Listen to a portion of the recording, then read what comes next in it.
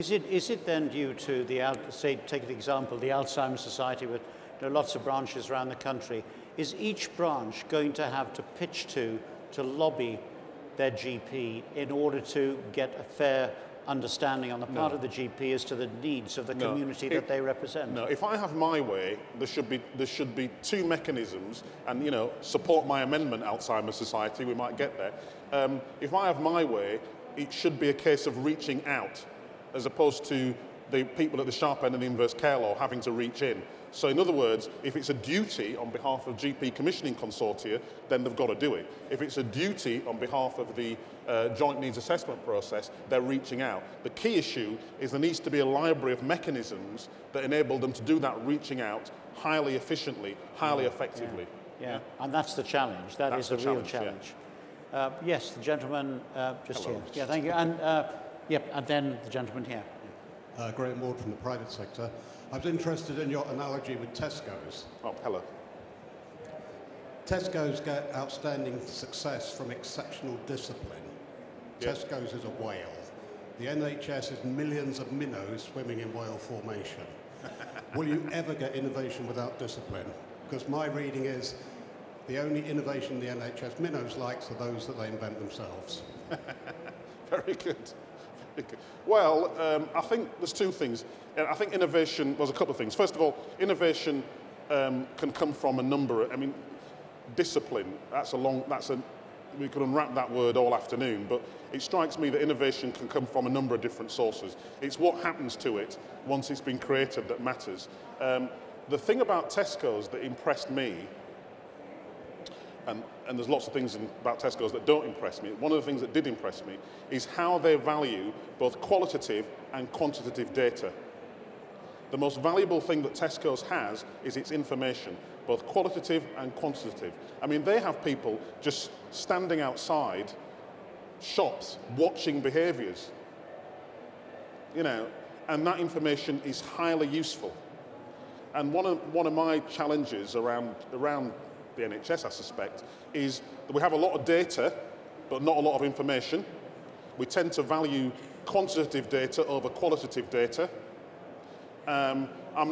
We tend to have a view, and I have some sympathy with the view, that let 1,000 flowers bloom, which is fine as long as you've got limitless supplies of fertilizer, So what we need to be doing, the discipline, if anything, is in taking a hard look at the mechanisms of change, so that we can be creating a process which is cyclical, so that constant.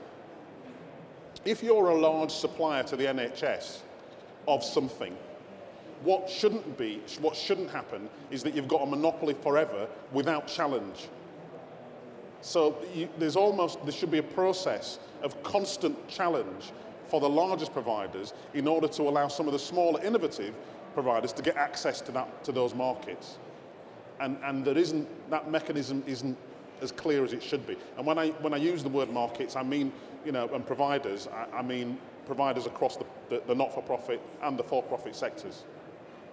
Okay. Yes, the gentleman here, and I think that's probably the last question. Yes, sir. Good afternoon, Lord Victor. My name is Gordon Lester. I'm the Chief Executive of North Devon Hospice. I was very interested to link your ideas around design, connecting for health, change and commissioning.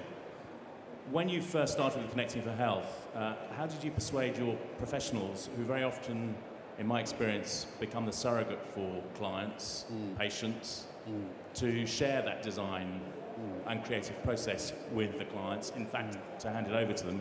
And are there any lessons that we can apply in terms of GP commissioning for the future, and those lessons being applied by GP consortia? I think if I understand your question right, I mean, there were a lot. There are rules that we applied to our connected care, not connecting for care. I know it's a confusion, but I have another connection with that, but that's another story. We apply a number of rules. As I said, one of the rules is engaging with the language and the understanding of the client and or the community. So we respect that.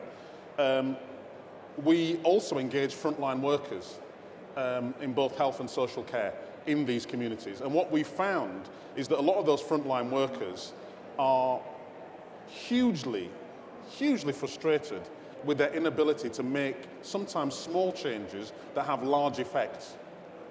And so we include those frontline workers, and we also include politicians in communities like local councillors. And we found that by doing that, you start a kind of tsunami of change, which gets to the front door of local authorities or health trusts, who tend to be risk averse as opposed to risk aware. And I'm not blaming them, it's just the way they are.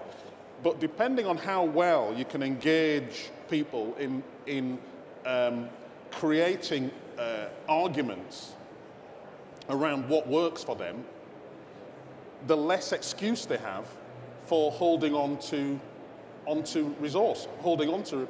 And I'll just end by saying this. There tends to be three types, in my experience, of public service provider. What I call municipalists, i.e.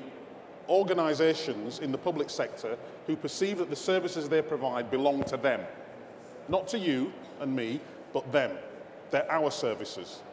They're not yours, right? They tend to be risk averse. They tend to be organisations that when faced by cuts will cut everybody else's services except their own, even if their own are rubbish, right? The second type of public institution tends to be the type that talk a lot about change. You know, you can usually spot them because their directors have really long titles or really short titles. So they have titles like Director of People or Director of Nirvana, or they have, you know, Director of Change Processes, Universal Contact with Alien Beings and Outcomes, you know. And they have lots of papers and lots of discussion, but they never change services, right? Never change a service until it's too late and they have to cut them.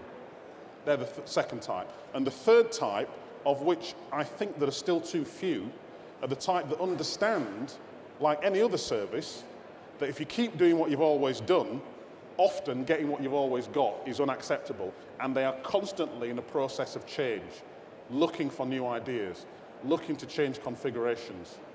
And what the government has to do, it has to provide mechanisms that push public services in that direction.